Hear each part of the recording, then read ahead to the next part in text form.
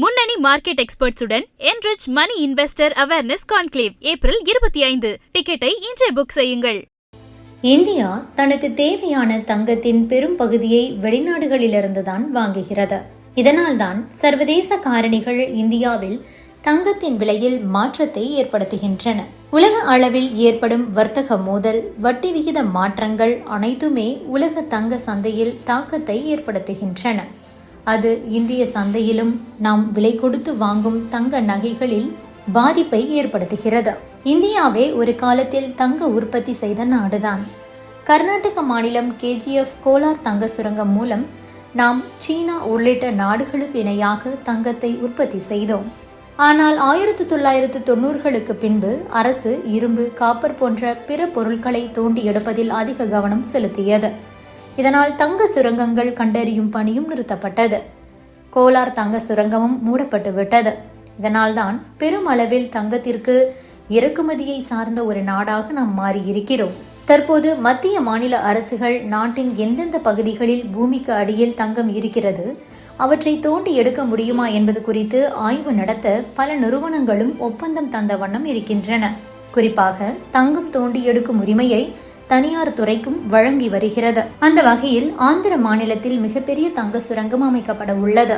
ஆந்திர மாநிலத்தின் ஜொன்னகிரி பகுதியில் பூமிக்கு அடியில் பெரிய அளவில் தங்கம் புதைந்திருப்பது கண்டுபிடிக்கப்பட்டுள்ளது.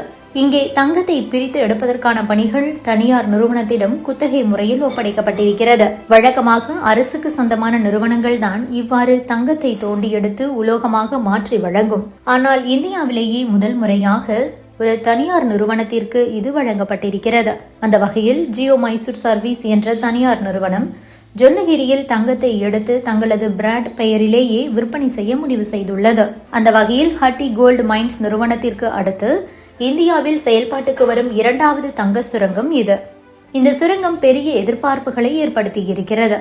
ஜியோ மைசூர் சர்வீஸ் நிறுவனம் இந்த பகுதியில் தங்கத்தை பூமிக்கு அடியிலிருந்து பிரித்து எடுத்து உலோகமாக மாற்றி நேரடியாக தங்களுடைய பெயரிலேயே உள்நாட்டு நகை விற்பனையாளர்களுக்கு விற்பனை செய்ய திட்டமிட்டிருக்கிறது. எனவே உள்நாட்டிலேயே தங்கம் எடுக்கப்பட்டு நகை தயாரிப்பு நிறுவனங்களுக்கு வழங்கப்பட உள்ளது. இதனால் இறக்குமதி செய்வதை விட குறைந்த விலையில் நிறுவனங்களுக்கு தங்கம் கிடைக்கும். எனவே தங்கத்தின் விலை குறைவதற்கு வாய்ப்பிருக்கிறது.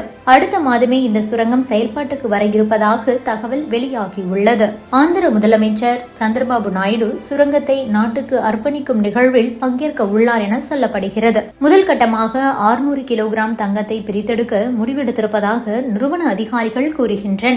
பின்னர் படிப்படியாக அடுத்த 15 ஆண்டுகளில் இங்கே இருந்து ஆண்டுக்கு 1000 கிலோ ரீஃபைண்ட் கோல்டு எடுக்க முடிவு செய்துள்ளதாக இந்த நிறுவனம் கூறுகிறது. இது நடந்துவிட்டால் ஜொன்னகிரி மற்றும் ஆந்திராவின் பொருளாதாரமே மாறும். இந்த பகுதியே வளர்ச்சி பெறும். மேலும் பல நிறுவனங்கள் உள்நாட்டில் தங்க சுரங்கம் அமைக்க அது ஊக்குவிக்கும். Subscribe to One India and never miss an update.